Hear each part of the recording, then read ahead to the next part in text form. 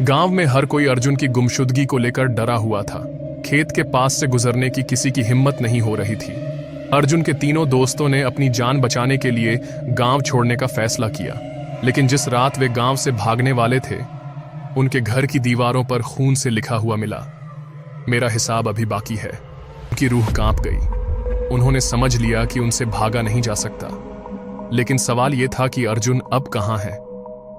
तीनों दोस्तों ने एक बार फिर हिम्मत जुटाकर गांव के बड़े मंदिर के पुजारी से मदद मांगी।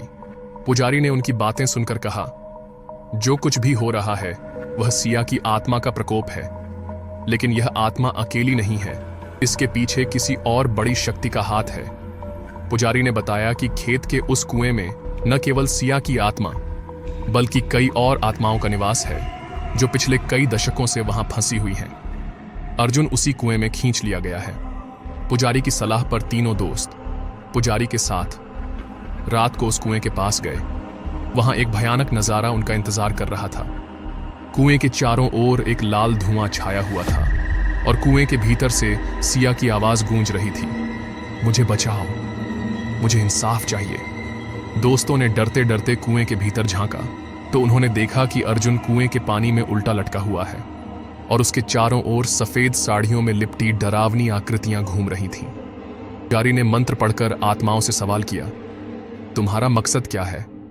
आत्माओं ने जवाब दिया, हमारी मौत के लिए इंसानों का लालच जिम्मेदार है। सिया को खेत के मालिक ने मारने का आदेश दिया था ताकि उसकी जमीन पर कब्जा किया जा सके। अर्जुन ने बस उसका हाथ मजबूत किया। अब हर उस इंसान को सजा मिलेगी जिसने सिया और हमसे छल किया। अचानक एक जोरदार चीख के साथ अर्जुन का शरीर हवा में लहराने लगा और फिर वह एक जलती हुई आकृति में बदलकर गायब हो गया। अर्जुन के अंत ने दोस्तों और पुजारी को सकते में डाल दिया, लेकिन यह अभी खत्म नहीं हुआ था। आत्माओं ने कहा, अभी बदला अधूरा है। जो असली गुनहगार है वह इसी गांव में छिपा हुआ है, उसे जल्द सबके सामने लाया जाएगा।